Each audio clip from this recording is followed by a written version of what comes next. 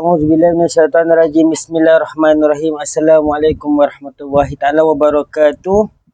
Nawaitu ta'alluma wa ta'limu tadhakkura wa tazkira wa naf'a wal intifa' wal ifadata wal istifada wal hasa 'ala tamassuki bi kitabillah wa sunnati rasuli wa du'a ilal huda wa dilalata 'ala al khair intiqa wajhillah wa mardati wa qurbihi subhanahu wa ta'ala. Alhamdulillah, kita sambung balik pengajian kita yang telah lama tertangguh ya. Kadang-kadang kita nak rekod video tu tak sempat ya. Kerana kan beberapa pengajian kita dari segi pendidikan kita dan sebagainya itu dia menjadi satu maniak penghalang bagi saya untuk menyambung recording dia. Maka hari ini Allah memberi peluang kepada saya untuk menyambung kita punya pengajian ya. Jadi perbahasan kita masih lagi di bab yang pertama lagi tu. Makanya kita teruskan dengan hadis-hadis yang terusnya. Ya, kita akan cuba baca 3 buah hadis dan kita akan cuba syarah untuk 3 buah hadis ni dengan ringkas. Ya, tak perlu padat-padat dikarenakan kitab ini adalah kitab mukhtasar. Baik, sama al-faslu wa ma sallallahu sayyidina Muhammad wa ala sayyidina Muhammad. Yang keempat, setiap langkah perjalanan kerana untuk menuntut ilmu maka akan diampunkan dosa. Telah sabda Nabi SAW, man intaqa li yata'allama ilman wa faradhahu qabla ay yakhtuwa khatwah. Yang memberi maksud, barang siapa yang berjalan kerana hendak menuntut ilmu, nescaya Allah Subhanahu Wa Taala akan mengampunkan baginya sebelum ia melangkah dengan satu langkah. Maka hadis di atas ini memberi sebuah maksud ataupun intisari ataupun yang kita boleh dapat mengenai hadis tersebut ialah orang yang mana niat dia, nawaitu dia tu adalah untuk menuntut ilmu. Ya, bukan untuk bersukaria, tapi perjalanan dia merelakan diri dia untuk menuntut ilmu, maka Allah SWT telah mengampunkan dosa dia sebelum langkah dia tu bergerak. Sebelum dia melangkah, Allah SWT dah mengampunkan dosanya. Ada sebuah riwayat hadis yang memberitahu bahawasanya orang yang menuntut ilmu ni akan dinaikkan darjatnya. Dihapuskan dosanya tapi dinaikkan darjatnya. Itu antara sebuah hadis lagi yang akan direlatekan gitulah ya. Okey. Seterusnya hadis yang kelima. Hendaklah memuliakan para alim ulama.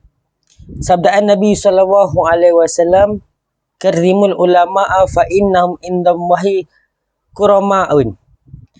Anda hendaklah memuliakan sekalian para alim ulama kerana mereka itu amatlah mulia di sisinya Allah Subhanahu Wa Taala, tuan-tuan. Jadi maksudnya apa di sini? Pada hari ini ya, kalau kita nak faham, orang ini kita kena muliakan. Para alim ulama ini tak semestinya syekh-syekh besar. Orang kata apa, Habib Omar, ni contoh misalnya, bukan kritikan. Tapi sebagai contoh, Habib Omar ya, Imam ustaz-ustaz yang hebat-hebat ya. Bukan itu yang kita nak muliakan, bukan dia saja. Tetapi kan para alim ulama ni guru-guru kita di pondok ya. Santri ketika mana pakir-pakir kita, gus-gus kita, ustaz-ustaz kita. Itu yang kita sebenarnya kena praktikkan dulu sebelum kita memuliakan para alim ulama yang besar. Jangan hari ni kalau kita tengok isu semasa ya, kita merendahkan guru-guru kita yang tak berapa famous ya. Ini bahasa moden gitu kan, bahasa moden.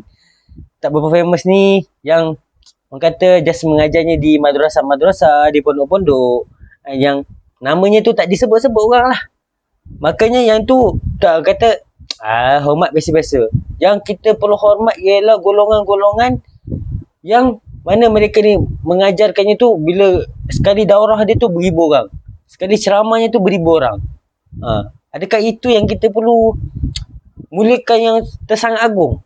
Sedangkan guru-guru kita yang orang kata apa, yang di bawah-bawah ini tu tak perlu diagung-agungkan. Ya, perlu. Kerana kan hari ni kalau kita lihat guru-guru kita, masyayikh kita, pakir-pakir kita, gus-gus kita yang hebat-hebat pada hari ni, yang viral-viral ya ini, merekanya itu semuanya dulunya tak ada apa-apa. Mereka tu menuntut dengan guru sebelumnya, lalu apa dituntutnya tu menjadikan dia tu menjadi hebat. Maka pentingnya untuk kita hormat guru kepada gurunya ya, gitu ya. Jangan kita memilih gitu, bahasa muda zaman sekarang kata select guru-guru yang tak famous, tak diagung-agungkan, atau bukan diagungkan, maksudnya tak dihormati, ya. Guru yang famous dihormati gitu, jangan, ya. Setiap orang alim ulama itu perlu kita hormati, ya. Kerana kan orang yang di antara riwayatnya mafhum hadis yang lain, para alim ulama ini adalah pewaris para nabi, ya. Kita kena mengetahui bahawa mereka ni adalah pewaris para anbiya, para nabi. Kenapa kita pewariskan para nabi sedangkan mereka tidak ada gelaran-gelaran syed gitu kan. Tapi mereka ni menyambung silsilah keilmuan, sanad ilmu tu. Pentingnya tu, kalau benda tu tak difahami dengan baik, maka kita tidak akan merasakan untuk memahami ilmu itu dengan lebih kondisitif, gitu. Bahasanya gitu kan, bahasanya. Baik. Yang keenam, kelebihan menatap wajah orang-orang alim, ya. Sabda Nabi SAW, man nazara ila wajhil ulama'i fafariha bihi khalaqallahu ta'ala bitilkan nazarah malakan yastaghfiru lahu ila yaumil qiyamah. Yang memberi maksud, barang siapa yang menatap wajah orang-orang alim lalu terasa kasih terhadapnya, terasa cinta terhadapnya, nescaya telah menjadikan oleh Allah Subhanahu Wa Taala dengan yang demikian itu seorang malaikat yang memohon keampunan baginya hingga ke hari kiamat. Maksudnya apa tuan-tuan? Maksud mafhum hadis ini adalah memberitahu kepada kita tentang apabila kita kita menatap wajah orang alim gitu kan. Orang alim tu guru-guru agama gitu kan. Lalu terasa cinta. Maksudnya bukannya kita orang kata gay, bukan. Tapi terasa seperti bila kita pandang guru kita, kita rasa tenang untuk berasa lebih bersemangat untuk belajar. Kerana kan macam saya lah kan. Saya tak nak cerita orang gitu kan. Kerana saya ni kurang untuk mengkaji research orang tentang orang gitu kan. Ini kadang terjadi pada diri saya.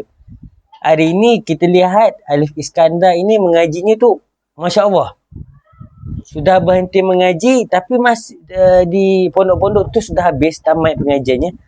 Tapi dia masih still lagi mengaji kerana kan dia melihat gurunya itu semakin alim.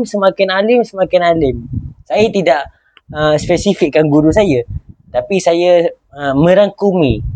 Saya kata merangkumkan semua guru-guru saya tu bila saya pandang. Mereka ni semakin lama makin alim.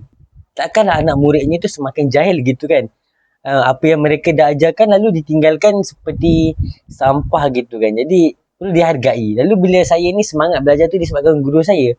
Bila kita melihat media-media guru-guru kita kan, makin lama kita tengok, mereka ni semakin hebat dalam mencampaikan dakwahnya, ilmunya, pemahamannya tu semakin bertambah. Bukan maintain ni tuan-tuan, tapi semakin bertambah. Jadi menjadikan diri saya ni jealous gitu kan terhadap guru-guru saya, cemburu saya. Lalu saya ni menjadikan guru saya ni sebagai tonggak saya untuk supporter, sebagai saya ni untuk teruskan maju untuk dalam menuntut ilmu agama. Jadi itulah yang dia kata maksud yang di atas itulah. Dan seterusnya adalah seorang malaikat yang memohon keampunan baginya orang yang menatap seorang guru tadi itu hingga ke hari kiamat. Maksudnya apa? Ini contoh gitu. Contoh terdekat gitu saya. Saya ngaji. Saya melihat guru saya itu semakin alim. Lalu saya ni cuba untuk menjadi alim seperti guru saya. Lalu di situ Allah SWT memerintahkan para malaikat untuk untuk mendoakan supaya saya ni diampunkan dosanya. Diberikan kefahaman. Ya Allah, Tuhanku, kau bagikanlah hamba-Mu ini seorang ni. Dia tengok muka guru dia. Dia bersemangat. Dia tengok muka guru dia semangat nak sambung belajar. Semangat lagi nak ngaji. Nak mondok-mondok gitu kan dia. Menjadi seorang santri lagi. Lalu kau ampunkan dosa dia, kau mudahkan urusan dia. Untuk apa? Untuk dia belajar. Untuk dia apa? Dia faham agama tu dengan baik. Daripada dia tidak memahami agama tu dengan baik, dengan menyesatkan orang. Jauhkanlah dia daripada perkara-perkara yang keji-keji gitu. Ni contohnya, biar faham. Jadi kalau bagi contoh-contoh lain ni tak faham gitu kan. Jadi kelaut-kelaut gitu. Jadi saya tak suka. Jadi biar ngaji tu jangan sampai kelaut gitu kan. Biar maintain gitu ya. Jadi Alhamdulillah kita sikit-sikit je So insyaAllah kita akan sambung pada hadis yang ketujuh, iaitu mengenai kelebihan memuliakan orang alim dan keburukan dan membencinya orang alim.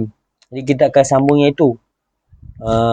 Jadi banyak lagi ni, bab satu ni tak habis lagi ni. Tapi tak apa, sikit-sikit lama-lama jadi bukit gitu Jadi ala kulihal, itu saja daripada pengajian kita, recording kita pada kali ini. Jadi kita tutup majlis kita dengan tasbih kifarah dan salatu subhanahu wa bihamdihi asyhadu an la ilaha illa anta wa astaghfiruka wa atubu ilaik. Wassallallahu ala sayyidina Muhammad wa ala alihi washabihi wasallam. Walhamdulillahirabbil alamin. Assalamualaikum warahmatullahi taala wabarakatuh.